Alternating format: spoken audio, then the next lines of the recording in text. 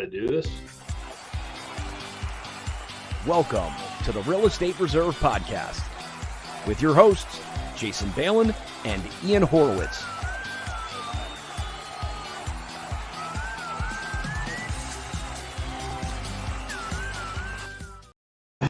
Welcome to the Real Estate Reserve Podcast. What's up, Ian? What's up, brother? How you doing? Not too much. I'm Jason Balin from Hard Money Bankers. This is Ian Horowitz from Equity Warehouse. If this is your first time tuning in, welcome. If you're a regular on the show, welcome back. As you know, we're going to have a lot of fun. Try to definitely encourage engagement.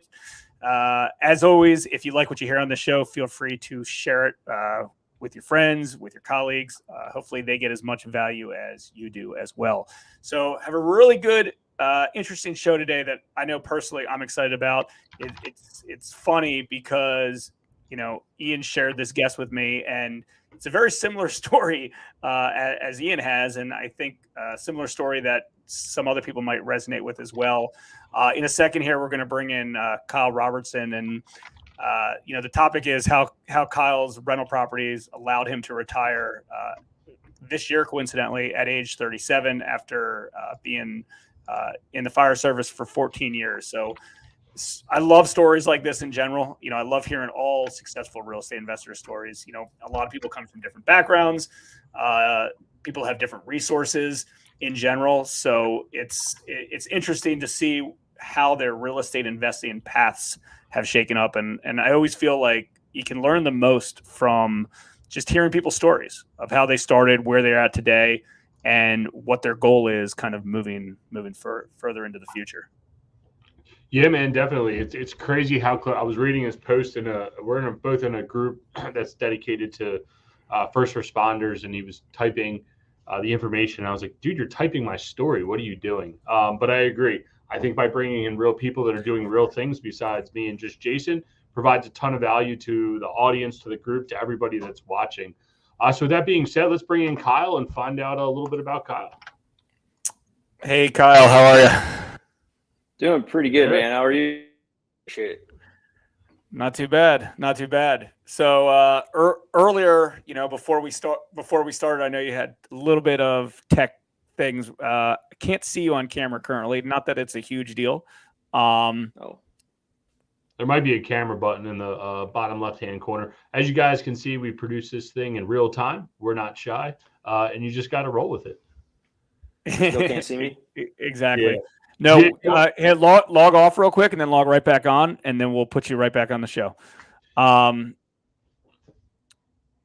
Well, with that being said, either way, we're going to bring Kyle back in. He's jumping on. He's having a little bit of technical difficulty. Things are a little different on the West Coast, as everyone can see. So we'll wait for him to jump back on, and we'll make this episode work. These things happen. But there he is. Bring Kyle right back in. There you are. Kyle. Can you see me now? Yeah, we can see you now. We can see you. I don't know if that's a good thing or not. Maybe I should have left the camera off, right? Well, we had to prove everyone to everyone that you're retired. We had to show them that you have a beard. Yeah. But real quick, Kyle, you want to give us a quick background about yourself and where you're from and what type of, how you got started in real estate? Yeah, absolutely. You know, real estate was a career for me before I even started the fire service back in 2004. And I got my real estate broker's license because my dad owned a brokerage out here in Oregon where I live. And so I had two choices. Either I went to the military or I became a real estate broker. And I got as far as the real estate broker's exam and failed it. The national, I didn't pass. So I said, I'm going to give it one more try. If I pass, I'll be a realtor. If I fail, I'll go into the military. And I ended up passing it the second time. So I never did go into the military, but I was that close. And so I became a real estate broker. I bought my first house in 2004, which I lived in. And in 2008, I met my wife, and we got married in 2008, decided to buy our own place. So that house from back in 2004 became our first rental. That's how I got started. It was more by accident. I didn't want the place. I didn't want to be a landlord. So in 2008, we rented it out because we couldn't sell it. Great Recession happened. So everybody knows what that was all about. Kept it for a few years, gained some equity. We ended up selling that and purchasing a small storage unit facility locally here. A coworker owned it. It was only 50 units, cost us all of $250,000, I think, is what the purchase price was for the place. And he ended up selling it to us on owner financing, which only cost us $10,000 out of our pocket. That was a lot of money back then for us. It was a big risk. We didn't know anything about what we were doing. Didn't know about commercial real estate. Didn't know about cash flow. Bigger pockets wasn't a thing back then, and so we just kind of guessed. It was more the school of hard knocks. We closed instantly. Was losing about $1,000 a month because they were only about 50% full, and we worked really hard to get them full. And then we were cash flowing about $2,000 a month, cash flow positive. So. We liked that. We liked that a lot. We wanted to expand more. So we bought some small multifamily, and we did that by, we owned the storage units for a couple of years and had another operator come along and make us an offer that we couldn't refuse. So we did our very first 1031 exchange from the sale of that one into some small multifamily. And we're probably up to about 2014, 2016. I was pretty unhappy in my job by that point. It's kind of difficult to explain for anybody who's outside the fire service, but 48-hour shifts are kind of tough on the body and the mind. And I was kind of a miserable person to live with at that point. I wasn't sleeping well. The first day off and then your second day off, you're trying to catch up from the things you're supposed to do, and then you just repeat the cycle by going back to work. So I asked my wife, I said, is this really what I'm supposed to be doing with my life here? And as we got to talking about it, we decided to hit what we call the reset button. And so the reset button was we sold all of our duplexes. The storage units were already gone by then. We sold our personal house. Collected all of our money into one place and decided to reinvest it elsewhere outside of Oregon, which doesn't cash flow. We're an appreciation market. So you can't really buy things here for cash flow so much. So we ended up buying a bunch of stuff in Arkansas and Tennessee. We took that money, which was about $400,000. We bought a quadplex, 12plex, a 16plex, and an 18plex. And then we financed 100% of a fifth wheel travel trailer and moved into that, where we lived for 2 years while we replaced my fire department income. So I came back. It took about 2 years after we bought all that stuff for me to finally get the guts up to pull the trigger on my pull the plug on my W-2 job. And now we're up to today. That's where we're at. There is so much to break down in this story. I don't even know where to begin, but I think a unique thing that you have going on that I didn't personally have going on is that you were involved in real estate, and then you still took a W-2 job. Can you kind of walk us through? Because everyone's like, oh, once you're in real estate, dude, you're golden, right? Like everyone thinks it just magically happens. Like, what was your reasoning behind becoming a fireman? Did you need the money at that time because real estate investing wasn't going well? Or like, what was going on at that point that you're like, all right, I'm going to go become a fireman? So in 2004, I became a real estate broker. I wasn't doing any investing at that point. That's when I got my real estate broker's license. And then when 2008 happened, I only became an investor, like I said, just by accident. I couldn't sell the house that I did own. And because I couldn't sell any other houses because I was a broker, I decided it was probably a better idea to career. At that point, I was already a volunteer fireman. Right. And so I figured, you know what, I'll go back, I'll get my paramedic license. Or it's a degree out here in Oregon. It's a 2-year associate's degree. So I decided to go back and get that. So I started that in 2007 and finished in 2009. And that's when I got hired full time. So 12 years paid, 14 years total. Yeah, no, I get it. And uniquely, I got hired right around the same time in 2008. And, the market's going sideways. We're all looking for, hey, everyone's looking for stability at that point, right? And I don't know if you guys went through this, but we went through it from like 2008 to 2012 is like, I got hired in 2008. And then by the end of my academy class, we had 6 good months. Next, we're getting furloughed. They're messing with our pension. Benefits are going by the wayside. And that's the reason a lot of people take a government job is for the security. Where was the pivot for you? You said you became an investor by accident, but like, where was your major pivot for you to say, okay, this job, this career that I think I love has become a job to you, and you were looking for a way out? Are we talking real estate when I thought that way about the fire department, you mean? Yeah, about the fire department and bridging into real estate. Like, did you guys go through? Yeah, about the fire department. So I hit I don't know if it would be. I don't even know if you guys can still see me, but it looks like the screen Yeah, is no, frozen. you're here. So hopefully that's not. Can you guys hear me? You're just Yeah, frozen. we can hear you. You're frozen on screen, but we can hear you. Your audio is great. Okay, good. Okay, good. So to answer your question, Ian, man, it was probably. I don't really know what it is. The fire service appeals to a lot of us because it checks a lot of boxes: type A personalities, problem solving, all the things that firefighters are supposed to have for I guess traits.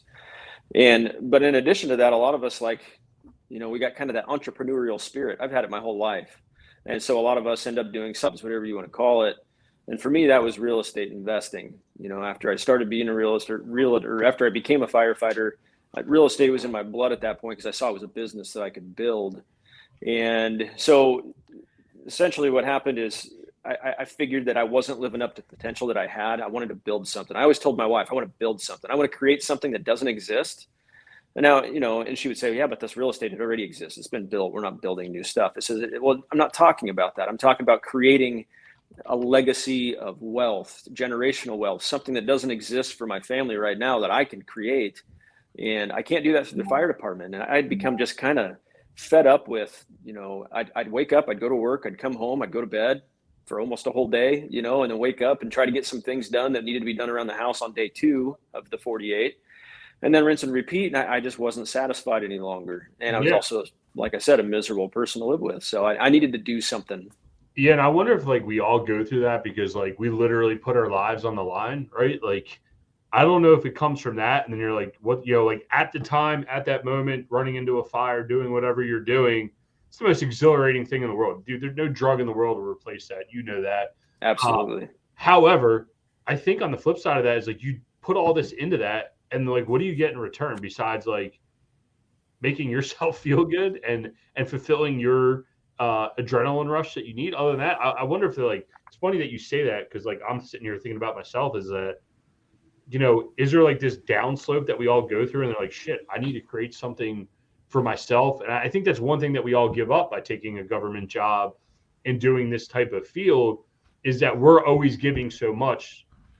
And while people are all oh, you're celebrated all the time, but really we don't get a lot back in return besides our own personal development. Other than that, there's no monetary exchange here. We do what we do because we wanted to do it. So I wonder if that's where some of all of our real estate investing careers come from. Because I'm the group that you're a part of, that I'm a part of, there's a lot of guys doing some big stuff in there. So it's interesting that you bring that point up. Thanks for bringing that to my attention. So. Yeah, 100%. And honestly, I think that the entrepreneurial side, I guess to make it a little bit broader to what you were saying, Ian, the entrepreneurial side of Americans in general, I think is bigger than what people give themselves credit for. I think a lot of people out there can do bigger and better things than what they're planning on doing in their own goal setting. I mean, for example, when we came over here from the UK, I'm talking about England back in 1600s, right? You didn't come over here to work for Nike. You didn't come over here to work for Walmart. We all came over here as entrepreneurs. And the entrepreneurial spirit became farming. It became creating businesses. It became all those types of things. So are you guys still there? Yeah, we're here. Yeah, absolutely. Well, and also the beauty of real estate investing, unlike a lot of other businesses in general, is you can do it part-time, right? You don't have to just go all in and quit your job or change your complete lifestyle in order to become a full-time real estate investor. In most people's stories, as they start small, they buy an income producing property, they flip a house, they buy an apartment building or commercial building while they still have that safe job. And a lot of times, someone might not want to quit that safe job because they enjoy it and it's something that they want to do. They look at real estate as this is a way for me to make additional income. Obviously, we all know that if you're just in it for the money, you're not going to get as far as you potentially think, right? You need to be passionate about it.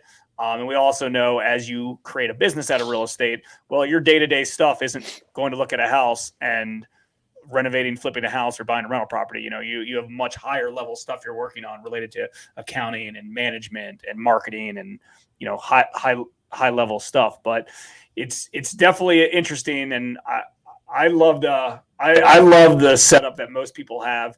of let me, do what I'm doing regularly. Let me have the stability of having a paycheck, and then I can go out and I can replace that income by buying properties. Let's talk a little bit about the different asset classes that you're involved in or you were involved in. I mean, I know now you're mostly heavy on multifamily and apartment buildings. When you were starting out, though, I think that you seem to be invested in a lot of different types of asset classes, maybe compared to other real estate investors I know. It seems like a lot of real estate investors that probably Ian and I know, they would flip a house, maybe they'd buy a rental property here and there. But it seems like you had more experience in different types of asset classes. How did that originally happen? Did those deals just kind of come your way and you're like, sure, I don't know anything about storage, but I'll buy one. Hey, I don't know anything about multifamily, but I'll figure it out. Just because it's a little bit, at least from our experience, a little bit more unique than a lot of folks that we know that, hey, they bought a rental property, then they bought 10 of them, then they bought 20 of them. They're like, you know what? I don't really want to do single family rentals anymore. And then they pivot to, something else. Yeah, 100%. And you almost described exactly what it was that it started out for me. I didn't have a freaking clue what I was doing. Somebody one day told me, hey, real estate's a really good way to, number one, build your wealth, and number two, save for retirement or maybe even supplement retirement income. That's the whole reason I did it. I purchased that single family home just as a place to live, and it became my first rental. And then for the storage units, I honestly didn't even know anything about storage units. I didn't do any research on commercial real estate. I didn't do anything on commercial lending because he carried the note for me as an owner financing deal. I didn't know anything about return on investment at that point. I did, but except I called them different terms because these things didn't exist back then. So when I talked about return on investment, I talked about my bottom line. I need to get my bottom line back. And that is, I had to do more than break even on my income from the storage units. So that's how I got into the storage unit stuff. And we just knew that if we kept them full and answered the phone, as opposed to what the last guy was doing, we'd make some money. And so we did exactly that. And then as what I learned from that one specifically is that a commercial property is valued based on what its income is. So as we continued to raise the rents and we continue to make more money on it, based on what I know now is cap rates, that value went up and the cap rate started to compress because the market started to get better. And I was able to make, we doubled our money on that place in about 3 years. And so that's the only reason I sold it, is because we had an offer we couldn't refuse. Couldn't find any other storage units to move that money into. So we naturally just said, okay, well, what do you say we try multifamily? So we bought 2 duplexes side by side, 4 units total. So we got into that one just because we had a 1031 timeline that we had to get done with. Otherwise we'd have a huge tax bill. So that was the only reason we got into multifamily. We bought them because we knew the owner. Talked to her. She said, I've owned them since 1989. My depreciation is done with these. There's not really a whole lot more benefit for me to keep. So it's time to get rid of them. Do you want to buy them? I said, yeah, why not? Let's do it. And I ran the numbers and knew we would be cash flow positive. So. Yeah. No, it's interesting. And, here's another thing. Like, I can hear by the way that you're describing these, that you weren't fully desperate to just like the next big hit, right? Like so many real estate investors, hey, I got to wholesale this deal so I can make 15 grand. Now I need the next deal. Now I need the next deal. Now I need the next deal. Like, so many people forget about 1031s and other avenues to reduce taxes. They all just want a quick hit. Like, that's not a business. That's just doing a quick deal to make some money. And you're never going to grow an empire, or you don't even need an empire. You're never going to grow a real portfolio to do so. Because don't get me wrong, anyone can buy an income producing property and make a little bit of cash flow. But it's the long game, and it takes time to do. And it takes time to do that. And again, Ian and I are always talking about like goal setting and, how this isn't an overnight success business. But at the same time, it doesn't take that long in order to replace your income. It doesn't take that long to make real money on this if you're doing it the right way and strategically.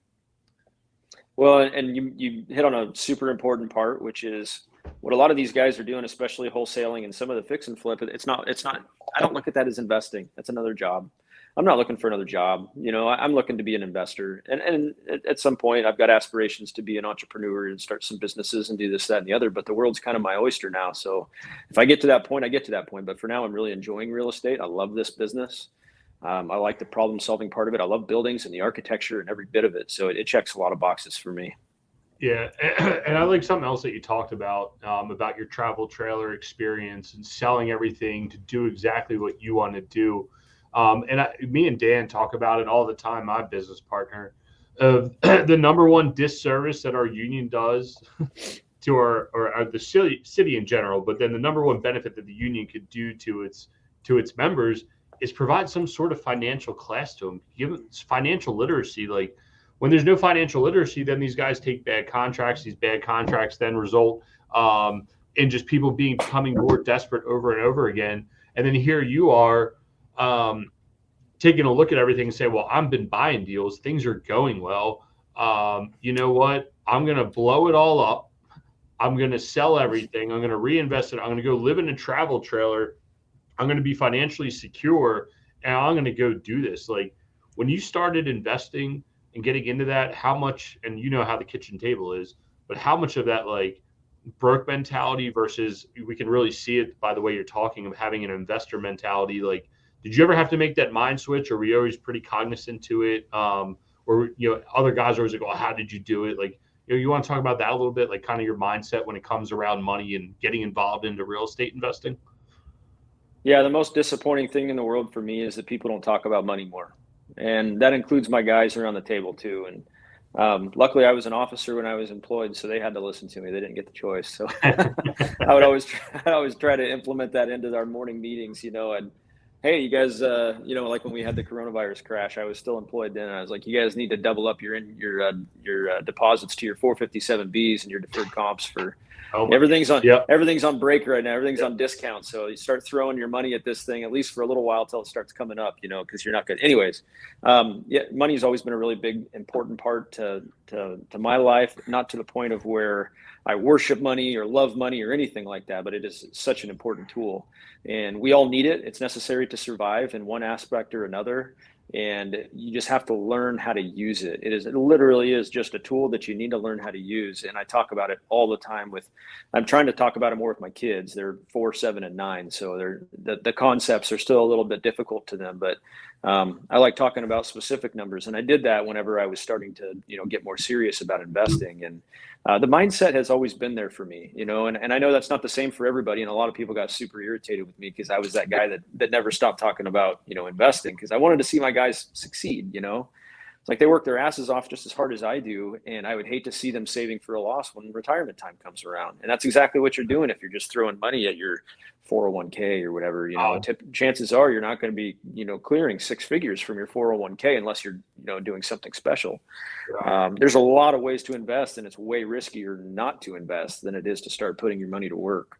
Yeah, Jason, we're going to bore you for a second. Maybe some of our audience, but there are a lot of firefighters that posted to the one group.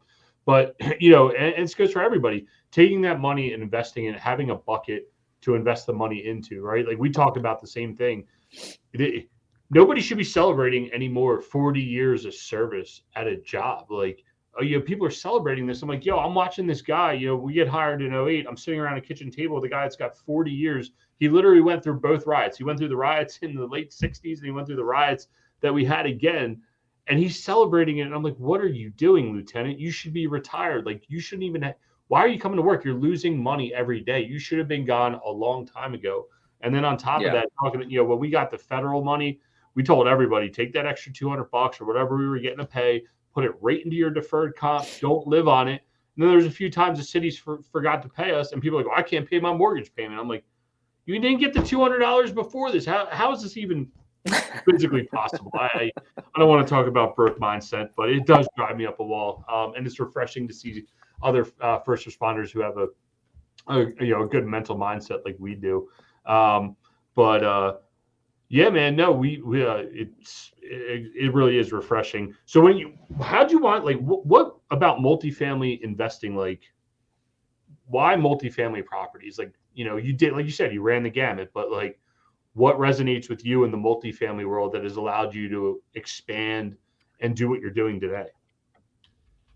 It comes down to that one word, which is scale, and when you're investing for growth, which is exactly what we're doing, and I think most investors should be doing, not just wealth preservation, but growth itself. It comes down to scale. And what scale means, and I'll give you a quick example of what scale is. If you got somebody over here that's got a single family house, then you got somebody over here that has a 10-unit apartment building. When you raise the rent on this one $20, you make an extra $20, right? When you raise the rent over here on this 10-unit apartment complex, you just made an extra $200 a month. So the ability to scale comes along with having more doors. And then when you get one property underneath one roof, and you got one roof you have to maintain. You've got one set of systems that you have to maintain. It's all in one location. So whenever you've got maintenance issues that are going on at multiple units, you don't have to send your maintenance guy to 10 different addresses. It's at one place. So also logistically, it's a far easier, a far easier thing to take care of whenever everything's in one place, or as many as possible in one place. And then, it's a lot easier to force appreciation on commercial buildings. And it again goes back to that whole scale idea. Whenever you fix up and you do a Burr method on a single family house, why waste your time doing it on a single family house? Go do it on a 12-unit apartment complex. It's the same damn thing. It's just a little bit more money, but we got these things called banks that are throwing money at people right now for outrageously cheap debt. And not only that, but they're giving longer terms than they've ever given before. I've seen 7 and 10-year fixed terms for banks that would typically only offer 5-year fixed terms on a commercial loan, and so if you can get something fixed for 7 to 10 years, and they're amortizing out at 25 to 30 years also, which is also unheard of. So take advantage of the debt, because you buy real estate when your interest rates are low, not when prices are low. You're going to make a lot more money that way. Yeah, exactly. And what size apartment buildings are you typically in, like the 12-unit stuff? Yeah, so our smallest is a quadplex. That was our very first out-of-state purchase, just because we were kind of dipping our toes in. And then we bought a 12, 16, we bought an 18, then we bought another 16, a 20-unit, a 21-unit. And then we also bought a 12-bed care facility that we own here in Oregon. That's the only property we have that we self-manage. We don't run the business, just the real estate. Yeah, that's interesting. And, a lot of people are like, oh, I either got to do like this massive size or I got to do the super small size, and there's no in between. Dude, you're playing in a great space that, 10 to 50 unit buildings, there's not, the heavy hitters don't want it. And then the unsophisticated investors either can't operate it or they can't perform to even buy it. So like you're in a great space that you're kind of in no man's land, and you can continue picking these off. And if you got a good property manager, and you can keep scaling in one location, that's awesome. Real quick, we got a question from Mike Kuzer. Where do you have the best luck finding your multifamily units? And again, Mike, just so you know, Kyle's investing out of state. So how are you sourcing all your deals? What's your best sources? Totally. I'm an open book, so I'll even share my markets with you. I think that this is a big enough playground for everybody to play. So where I'm finding deals, I think 4 of our buildings we bought just on the MLS. And to give a suggestion for you guys that are listening, check the MLS. Everybody's like, oh, who gets on the MLS? You're paying retail for real estate by doing that. But that's not accurate at all. There are some buildings on there. Did you guys lose me there? Do you still have my audio? No, you're here. You're good. You're here. Okay. So check the MLS for stale lists. So I think listings have shelf life just like food does. If it's been on there for a little while, people stop looking at it. They'll see it once or twice, and then they say, oh, it's overpriced, move on. If you see something multifamily on the MLS, it's been there for 6+ months, go after it. I just bought a 60 unit for $3 million that was listed at $4 million. So I got 25. The MLS is one. Commercial real estate brokers is another one. If you can make some good relationships with commercial real estate brokers in markets that you want to buy, they work the old-fashioned way. So now we have the MLS for residential stuff, right? But on the commercial side of things, they still do the word of mouth thing. A lot of times these commercial listings never even hit the market. And so if you become good friends with these guys, take the time to meet them and stay in contact, you'll actually be the first one to hear about their off-market deals. The other one, big one, is wholesalers. I've met with a lot of really good commercial wholesalers. You need to vet your wholesalers, because everybody can be a wholesaler. It's an unregulated profession right now. So be very gentle with who you use on the wholesaling side of things, and make sure that they've been there and done that, and they didn't just wake up and decide to be a wholesaler that day. But we've bought 2 apartment complexes through wholesalers and got really good deals.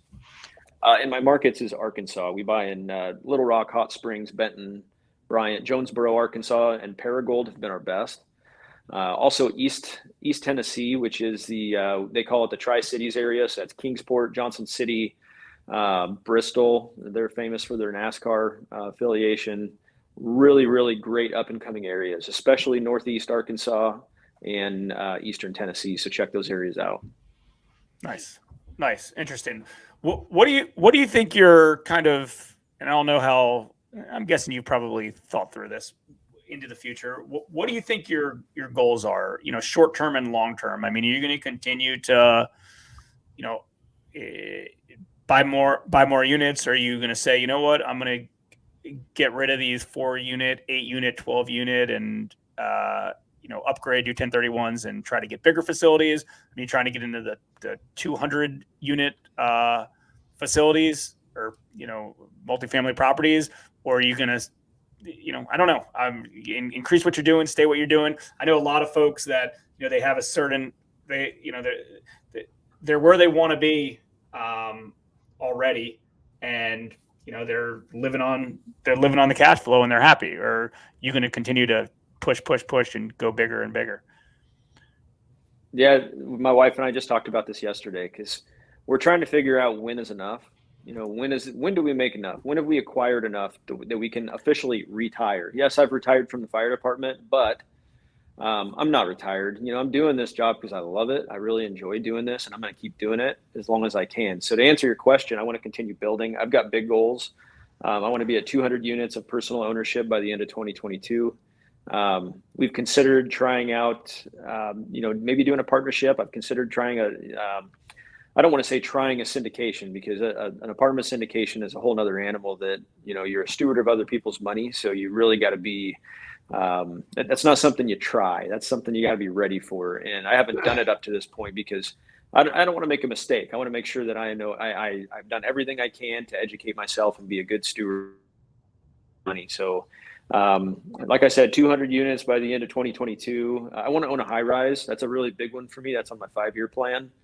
And I'm big on goal setting. We do a 12-month vision board every year, my wife and I do. And then we also have 5-year goals that we set as well. We also do vision boards with our kids, which is kind of fun for anybody that hasn't done those before. So you can separate them out and do as many vision boards as you want, but it's really important when you're teaching your kids about money to teach them about setting goals. Yeah, those are all very valid points. And when you talk about what's enough is enough, and it's hard in real estate. Me and Jason talk about this a lot, offline, online, and basically every time we catch up is like, yeah, we have really great businesses, but like we're really good at what we do, and it's easy for us, and we all have systems in place that it's like there's enough that's enough, but then there's also like we all have this burning desire inside, and it's a hard thing to combat. That I think everybody. And most successful entrepreneurs probably go through this because, you're obviously successful at that point and you've figured out, the key that unlocks the magic. So it is kind of hard to turn it off. And I feel you. When you talk about goal setting and, you seem to be very well educated, you a podcast guy or are you a book guy? I'm a book guy. What's the most recent book that you're reading, and what's the one book that you think everybody should read? The most recent one I'm reading is I'm probably going to butcher the name, but it's Tax Strategies for the Wealthy, I think is what the name of it is. I'd have to look at it. You caught me off guard on that one. But I also just finished up Don't Split the Difference. Okay. And I can't remember the author's name right now, but I think a lot of people have read that book and it's huge. So it's a lot about negotiating. He's a former FBI hostage negotiator and talks about different methods for negotiating. Highly recommend it for anybody out there who's going to be going at it alone and not using real estate brokers to talk about, even if you are using real estate brokers, the negotiations is an art form. So check that book out if you get a chance. Yeah. And for anybody who's just starting. By Chris Voss. Yeah. Yep. There you go. Thank you. Yes. Yeah, awesome. Grinded through that one earlier this year. It was good. I shouldn't say grinded through it. That's an easy read. It's not that long either. Right. But no, that's a good one. No, I love asking, besides just getting personal recommendations, because Ian and I usually read about the same books together. Just because then we can talk about them afterwards because it's interesting, right? You kind of hold each other accountable for them, and both of us can get through about 2-3 books a month. So, we're kind of on the same pace. And, it's interesting. Both of our businesses are opposite, but the same at the same time. He operates real estate and I lend money to real estate investors, and it's, he lends some money on the side, and I own real estate on the side. So it's interesting how that goes. So cool. Ian, anything else we should dive in with Kyle? Well, I think we should ask Kyle. Is there anything that we missed that you want to cover before we let you go here? I don't think so, man. I if I could share anything with anybody, the education portion never ends. So keep going, keep reading, keep learning. I feel like I know a lot about real estate investing, and then I pick up a new book and all of a sudden I know nothing. So it's pretty, there's so many different facets of this that, that you just can't stop. And if you do, that's usually when people end up quitting. And so be a student, just like when we were firemen, an overused phrase is be a student of the profession. And it's the same thing in everything. It doesn't matter what the profession is. You got to be a student of it. Otherwise you lose that passion. And so just keep reading, keep pushing forward, and growth, growth is what it's all about. Yeah. And we literally just did something on education versus execution and where that fine line between the two is. That was literally our last podcast. So it's amazing that you bring that up right now, Kyle. And to our audience, we bring in real people. Kyle's not selling anything. He's not a guru. Doesn't have any training classes. Kyle, where's the best place people can find you if they have any questions investing in similar markets? There's always people that can share information, have a deal for you. Where's the best place to find you? I'm a Facebook guy. I do have like an Instagram and a Twitter.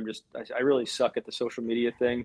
So if anybody wants to reach out on there on Facebook, find me. I wish I had I think it's Kyle Robertson 3302 if you're actually looking for the web URL. But otherwise, it's got a picture of this face right here. So look up Kyle Robertson on Facebook from Oregon and you'll find me. Kyle, man, we really appreciate it. We really appreciate you taking the time and giving us some insight on how you're able to retire from your job. Yeah. Thank you guys very much for having me. I appreciate it. Yep. Thanks, Kyle. Appreciate it. Appreciate everybody tuning in, and we'll check everybody out next week. Thanks for tuning in to the Real Estate Reserve podcast. Do us a favor and like, comment, and share our broadcast. It helps the algorithm and helps us spread the word too. Till next time, thank you for tuning in.